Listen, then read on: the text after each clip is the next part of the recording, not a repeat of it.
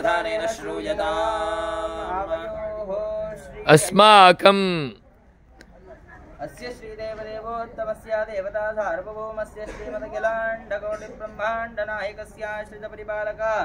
अर्चावतारस्वरूपिणः जगत्कुटुम्बिनः जगद्रक्षणार्थं लीलयावतीर्णस्य श्रीरामचन्द्रस्वामिनः दिव्यसन्निधौ श्रीलक्ष्मीनारायणस्य दिव्यसन्निधौ अशर्फी भवने यज्ञशालायाम् अद्य आरभ्य पाञ्चाह्निक चतुष्पञ्चाशत्कुण्डात्मका पञ्चनारायण एवं रामतारक महायज्ञकर्मणि अद्य प्रथमदिवसे प्रातःकाले प्रातः चतुष्टानादर्शनकर्मकर्तुं योग्यता सिद्धिमनुगृहाणाम् ततश्च कुम्भाराधनं मण्डलाराधनं पालिकाराधनं सोमकुम्भाराधनं बिम्बाराधनादिकं च निखिलं कर्तुं कारयितुं च योग्यता सिद्धिमनुगृहाण तथास्तु।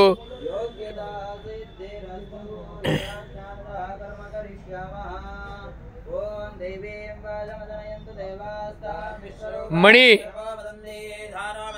मणि मणि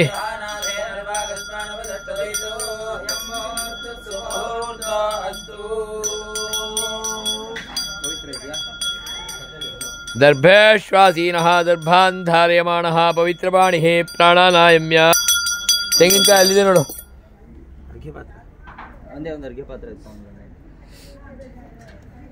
ಅದೇ ಅಡಿಗೆ போடணுமா அந்த கம்பளம்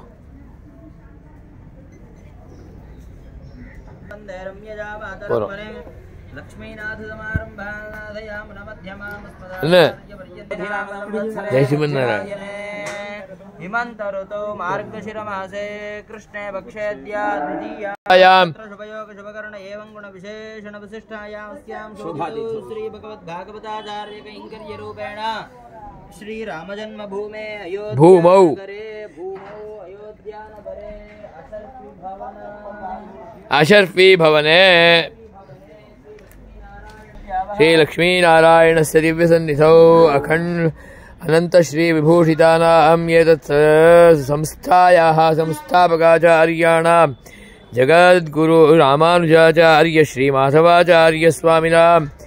मंगलाशासनपूर्वकं वर्तमान स्वामिनां अनंत श्री विभूषितानां श्री श्री श्री जगद्गुरु रामानुजाचार्य श्रीधराचार्य स्वामिनां प्रत्यक्ष पर्यवेक्षणे अद्यारभ्य पाञ्चाह्निक चतुःपञ्चाशत्कुण्डात्मक श्री पंचनारायण महायज्ञकर्मणि अद्य विशेषतः लक्ष्मीनारायण महायज्ञाख्यं कर्म करिष्ये तदंगं स्टण्डिलोल्लेखनाद्यग्निप्रतिष्ठापनादिकं कर्म आचार्य श्रीहस्तेन कारयिष्ये तदंगं ऋत्विग्वर्णम् आचार्यवर्णादिकं च यथाशक्ति करिष्ये तदंगत्वेन च कलशस्थापन ध्यानावाहनादि षोडशोपचार पूजा आराधनं मण्डलाराधनं बिम्बाराधनं चतुस्थानार्चनांग सोमकुम्भाराधनं द्वारतोरणध्वजकुम्भाराधनादिकं च निखिलं सांगोपांगं करिष्ये तदंगं मण्डपशुद्ध्यर्थं परिकरशुद्ध्यर्थं पात्रशुद्ध्यर्थं भाण्डशुद्ध्यर्थं सर्वोपकरणशुद्ध्यर्थं आत्मशुद्ध्यर्थं शुद्धिपुण्याहवाचनम् अभ्युदयपुण्याहवाचनादिकं च करिष्ये तदंगम् आदौ सर्वत्र कार्येषु निर्विघ्नतावाप्त्यर्थं प्रारीप्सितस्य कर्मणः उत्तरोत्तराभिवृद्ध्यर्थं च श्रीविश्वक्सेनाराधनं च करिष्ये प्रीयतां भगवान् वासुदेवः भगवतो बलेन भगवतो